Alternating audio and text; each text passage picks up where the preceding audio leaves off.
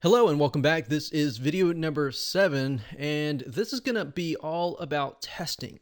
So in other words, how do you make it work? How do you make sure that everything that you set up actually works? Because the worst thing is setting up all the technical aspects, and then when you launch it, you haven't tested it and it doesn't work.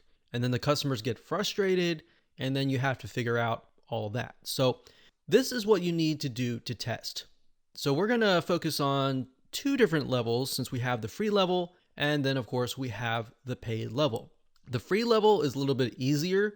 All you have to do is get access to the register page. Now, if you install WooCommerce, typically it will install certain pages like this one right here. So if I go to the register page, so I go under page, find the register page, scroll down, and you're going to see this. So by default, it says give people access to the free plan. Now, you could also create a secondary register page if you wanted to give them access maybe to a different free level. You could do that as well.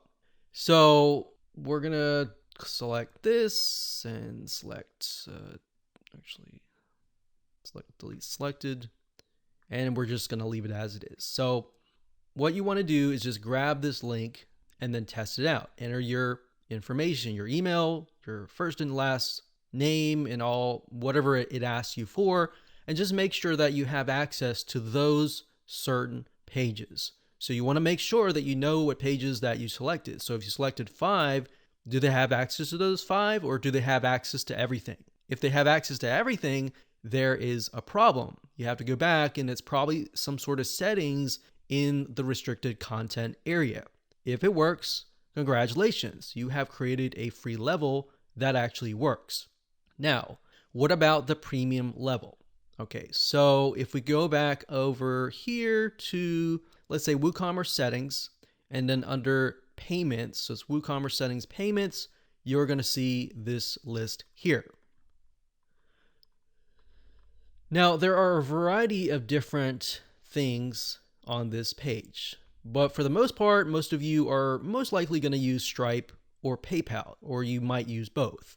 Now, in this case, we are simply using Stripe, so I'm going to show you how to go about testing it.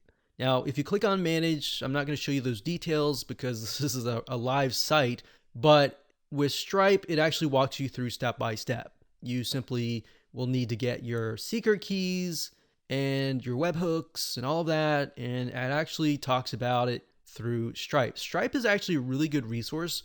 They're very good at their documentation. So if you ever get lost, they actually have a lot of really good information. So once you've activated your Stripe, whether you did it yourself or you hired somebody to do it, then the next step is to get some test credit cards. So here's what I mean by that. If you go to stripe.com, and it'll be stripe.com/docs. So let me scroll down here so that you can see it better like that. Okay, so what we're going to do here is you go to stripe.com/docs/testing. Stripe.com/docs/testing.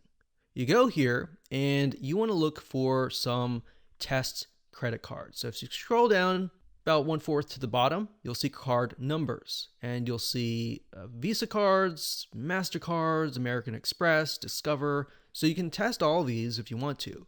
Me personally, I would just simply test one, and then of course see if it actually goes through.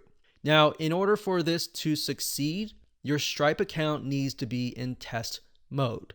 So when you go to set things up, there's going to be a little button that says test mode. You want to make sure that that is selected. Once that's selected, you simply just copy one of these card numbers.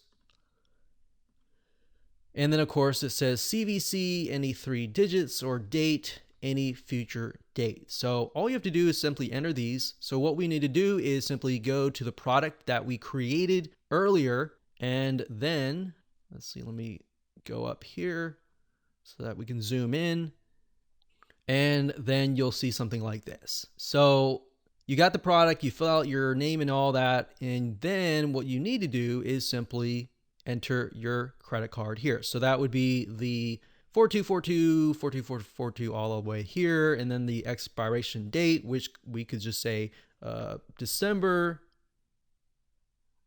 30.